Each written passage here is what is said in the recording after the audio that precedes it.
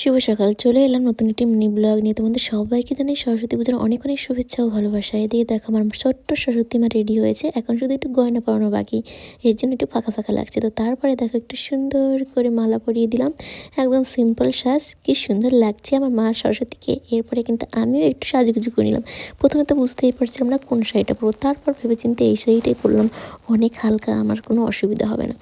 তারপরে মা আমি একটু ভিডিও করছিলাম, আর এরপর সোনুর বাবা আমাদেরকে একটু ফটো তুলে দিল, ভিডিও করে দিল। ভিডিওটা সেরকম বেশি ভালো হয়নি, বাট চলে যাবে। আর এখানে সোনুকে বলছি, সোনু একটু ঘোরো, ও তো ওর কাজেই ব্যস্ত, আমার কথা শোনেই না। তো এখন আমরা যাব সোনুদের স্কুলে। যদিও আমাদের বাড়ির সামনে পুজো হচ্ছে, ভাবলাম স্কুলেই আগে যাই। তো স্কুলে এসে দেখি দেখো কত সুন্দর ডেকোরেশন করেছে, কি ভালো লাগছে দেখতে। আর এখানে সবাই বসে আছে, মানে গার্জেনগুলো চেয়ারে বসে আছে, আর বাচ্চাদের জন্য সামনে জায়গা করছে আর কি। আবার সোনু অঞ্জলি দেবে বলে চলে গেল নিচে, ওখানে প্লাস্টিকে বসবে।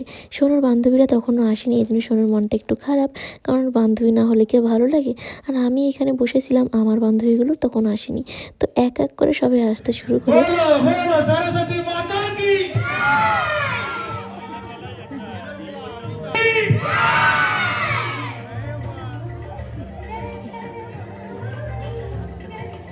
তো দেখো তারপর কিছুক্ষণের মধ্যে পুরো ভিড় হয়ে যায়, সব বাচ্চারা এসে বসে পড়ে এখানে।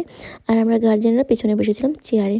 তো এখানে তো পুজো হচ্ছিল, আর আমরা এখানে বসে ওয়েট করছিলাম আমাদের সব বান্ধবীরা কখন আসবে। তো এক এক করে আসতে থাকলেও আমার দুটো বান্ধবী তো অনেক দেরি করে আসে। তার মধ্যে এই যে একজন এসেছে সোনুর বান্ধবী, সোনুর মনটা এখন খুশি হয়ে গেছে। আর এরপরে কিন্তু সবাই চলে আসে, আর আমরা এখন হচ্ছে পুজোর এখানটায় দাঁড়িয়ে দাঁড়িয়ে আছি। ओम भूर्भुवः श्री विश्वकर्मणे नमः। हाथ देके नमो कर लेना, हाथ देके प्रणाम कर लेना, तब सब फर्स्ट आएगा एकदम। ओम ओम ऐं ह्रीं सरस्वती नमः, इदं तुभ्यं स्वाहा। ओम ऐं ह्रीं सरस्वती